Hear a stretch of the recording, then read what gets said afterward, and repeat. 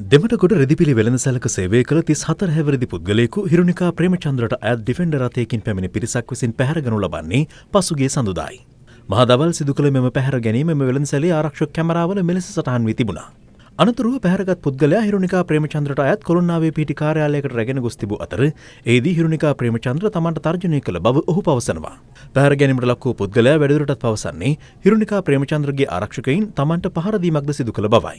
මේ සිද්ධියට සම්බන්ධ 6 දෙනෙකු කොළඹ අපරාධ කොට්ටාසේ අධිකරණයට ඉදිරිපත් කළ අතර ඔවුන් ලබන මාස 4 වෙනිදා දක්වා රිමාන්ඩ් භාරයට පත් කෙරුණා. නමුත් මෙම සිද්ධියට ඍජුවම චෝදනා එල්ලවන හිරුනිකා ප්‍රේමචන්ද්‍ර මෙතෙක් පොලිසියත් අත්අඩංගුවට ගෙන නැහැ.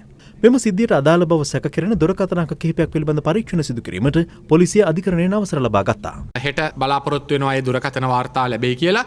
හිරුනිකා ප්‍රේමචන්ද්‍ර මහත්මිය එම සිද්ධිය සිදුවන අවස්ථාවේ සහ ඊට ආසන්න කාලයන් තුලදී මෙම සැකකරුවන් සමග දුරකථනයෙන් සම්බන්ධතාවයක් පවත්වාගෙන තිබෙනවාද කියලා ඒ දුරකථන අංක විශ්ලේෂණය කිරීමෙන් අනතුරුව තීරණය කරනවා. පැමිණිලිකරු යම් යම් කරුණු හෙළි කර තිබෙනවා. හිරුනිකා ප්‍රේමචන්ද්‍ර මහත්මිය ඔහුට තර්ජනය කළ බවට මෙතෙක් කරන ලද විමර්ශනවලට අදාළ විමර්ශන ගොනුව කොළඹ අපරාධ කොට්ටාශය විසින් නීතිපති වෙත බාර දුන්නා. හිරුනිකා ප්‍රේමචන්ද්‍ර මහත්මිය සම්බන්ධයෙන් ගත හැකි ඉදිරි නෛතික පියවර කුමක්ද යන්න පිළිබඳව නීතිපතිතුමාගේ උපදෙස් ලබා ගැනීම සඳහා එම උපදෙස් අනුව හිරුනිකා ප්‍රේමචන්ද්‍ර මහත්මිය සම්බන්ධයෙන් ඉදිරි නෛතික පියවර ගැනීමට කටයුතු කරනවා. මේ අතර හිරුනිකා ප්‍රේමචන්ද්‍ර අත්අඩංගුවට ගැනීමට අමාත්‍ය රාජිත සේනාරත්න මහතා බාධා එල්ල කරන බවට එල්ලවන චෝදනා සම්බන්ධයෙන් අද පැවති ප්‍රවෘත්ති සාකච්ඡාවකදී මාධ්‍යවේදීන් අමාත්‍යවරයාගෙන් ප්‍රශ්න කළා.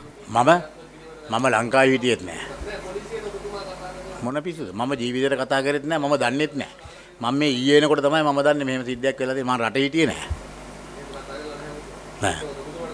මම කොහොමවත් කතා කරන්නේ නැහැ ඔය වගේ වට. මගේ ගමේ පොලිසියටවත් මම කතා කරන්නේ නැහැ. ඔයිට වඩා මට වැඩ කරපු මිනිස්සු ඉන්නවා අත්අඩංගුවට අරගෙන මම කතා කරන්නේ නැහැ. ඒගොල්ලෝ හිතනවා ඇති හිරුනිකා හින්දා මම කතා කරා කියලා. එහෙම හිතනවා ඇති.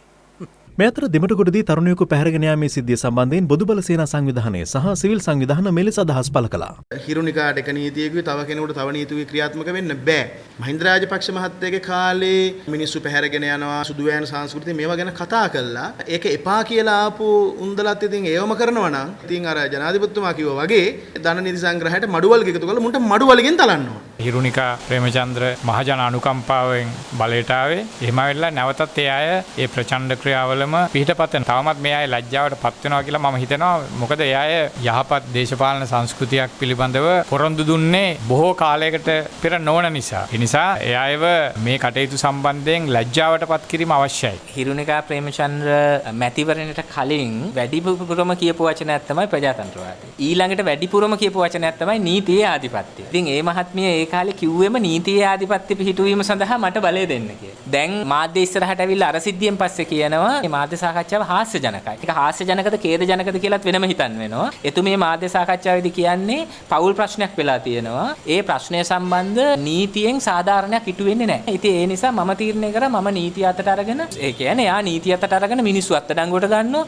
මිනිස්සුන්ගෙන් කට උත්තර ලබා ගන්නවා. මිනිස්සුන්ට දඬුවම් දෙනවා නඩුව අහලා. නීතියේ ආධිපත්‍යය ගැන කියපු හිරුනිකා ප්‍රේමචන්ද්‍ර මහත්මිය ලැජ්ජ නැහරි නෑනේ.